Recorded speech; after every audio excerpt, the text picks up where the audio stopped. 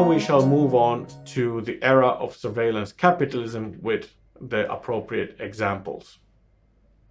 So, new technologies allow capital accumulation to treat human behavior as a commodity to a higher degree than ever before. Here I rely particularly on Shoshana Zubov's work. She points out how capitalist logic predicts and modifies human behavior as a means to produce revenue and market control. Data has value disassociated from labor, but it is value nonetheless in the form of knowledge commodities that can be resold to parties interested in monetizing human behavior. On the other hand, it is also a realization of Marx's original idea of commodity fetishism, of social relations on social media platforms becoming like the relations between things, and of people becoming like things, commodities in themselves, for the social media giants to leverage as revenue.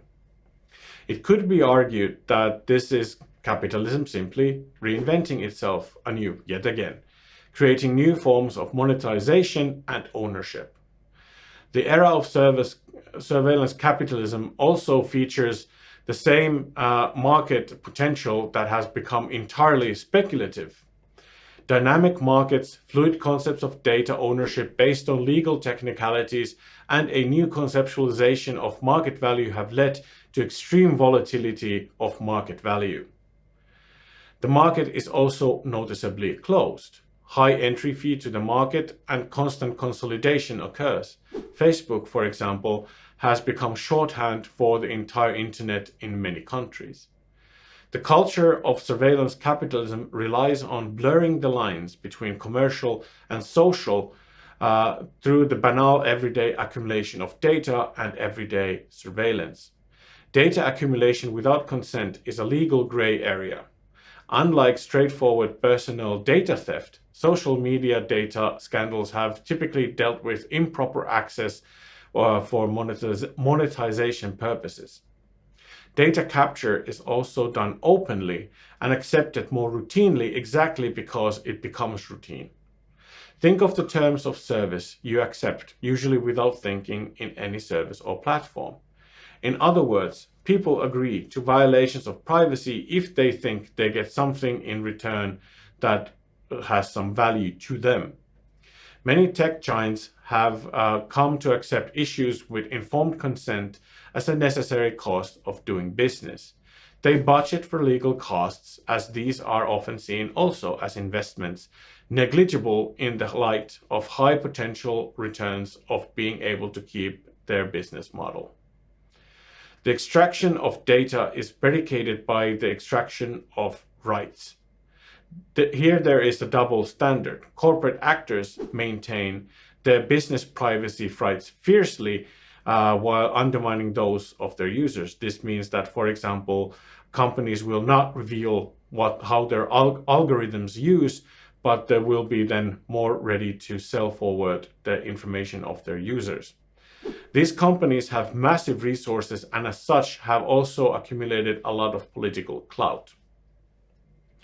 These social media platforms also act as a way of monetizing the public forum and thus commodify democratic discourse. This, of course, is something that the commercial media has also sought to do to some extent. So how transparent is the business model of social media companies? Let's explore a little bit. So the image also visualizes the flow of data from the user through the tech company to commercial actors or political actors, and then the funding from these actors back to the tech company, and then the advertisement that are then also operationalized to the user. So the user gets no money in this system. It stays between the commercial and political actors and the tech company, but the user does get the service for free. So this is the sort of horizontal flow of information and funding that happens. However, something that is more rarely discussed in this context is selling user data to political parties or operatives so that they know how to target you more specifically This is a different form of purchase, because if you buy, let's say, clothing from a retailer, the purchase is much more clear, and there's a more sort of typical exchange of goods for money. But if this is the case of being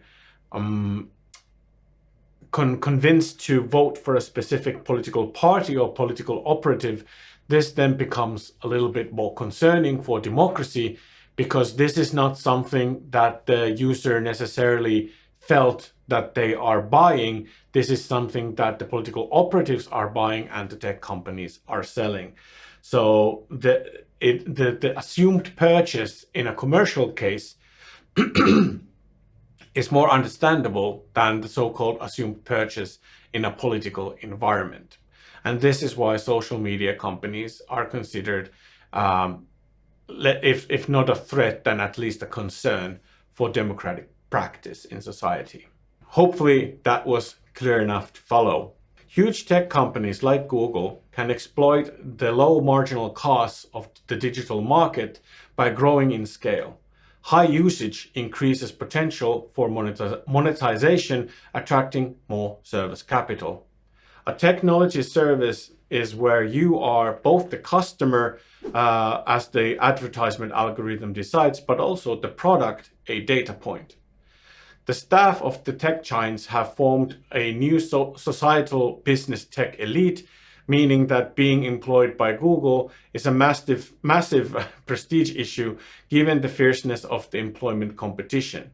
However, being elite by definition means small numbers, and the revenue generated by Google to its employees is very small compared to the massive capitalization that the company includes, especially when compared to traditional industries.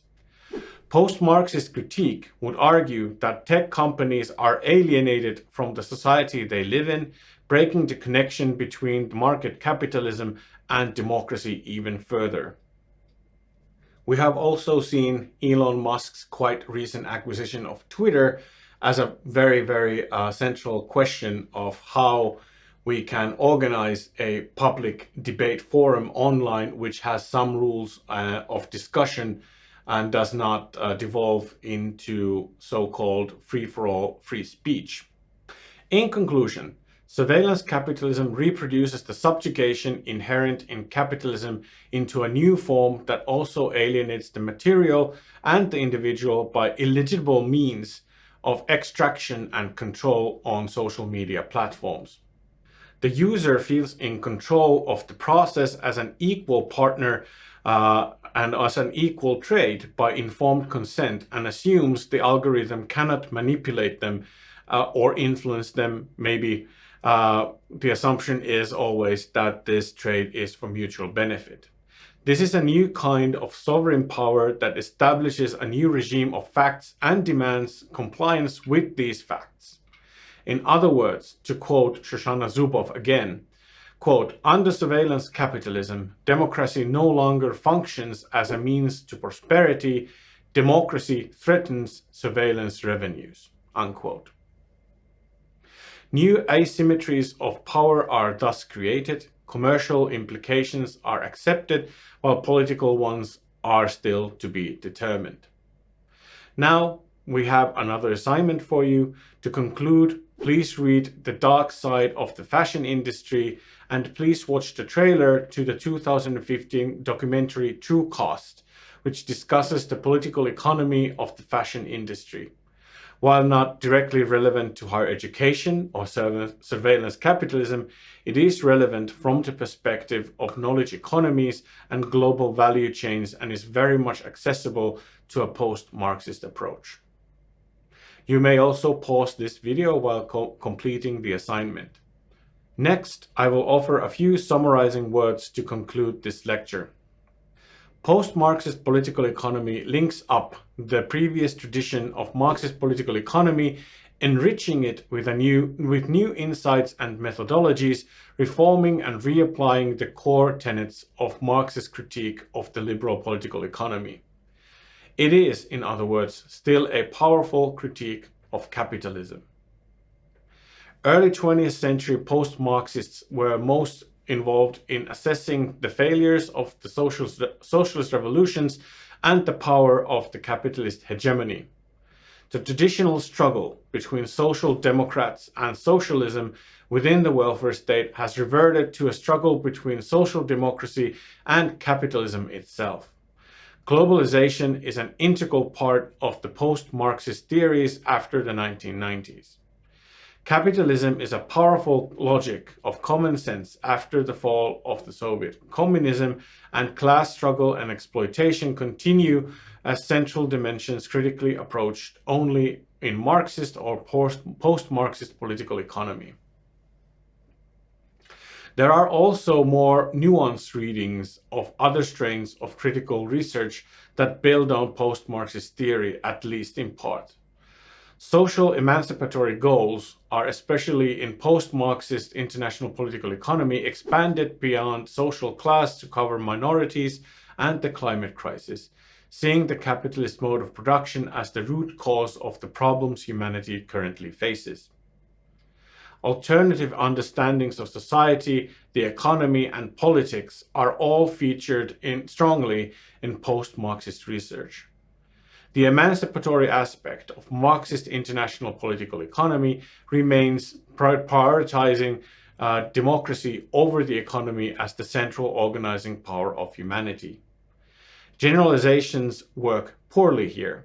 There is no single idea of capitalism or neoliberalism, but varieties that are rooted in history and geography. As capitalism progresses and continues to claim new areas such as public institutions or open new technological opportunities for capital accumulation, for post-Marxism, the fundamental problem of capitalism has never disappeared. This is why post-Marxist analysis would do well not to nostalgically dwell too much, at least, on the past, but learn from it and always evolve the analysis to each historically specific context of capitalism. Now follows the final assignment of this lecture. Read the Jacobin article by Peter Fraze on social democracy's breaking point. The article captures the thinking of Karl Polanyi, who is a noted post-Marxist theorist. Reflect on how the article discusses the social democratic class compromise, which was typical of welfare states. Why and how has that now become so unsustainable according to the article? Post-Marxist theory often emphasizes popular power and democratic governance over technocracy. From that perspective, a lack of democratic efficiency creates a lack of democratic participation. Considering waning numbers of political participation, is this possibly an accurate interpretation? This lecture now concludes with offering some further readings which have also been used in building this lecture. Literature on the neoliberalization of higher education and on surveillance capitalism have been listed separately for your convenience. I hope you found this lecture on post-Marxist political economy enlightening or interesting, and I hope you learned something new. Thank you for your time, and I hope you enjoyed the lecture. Bye for now.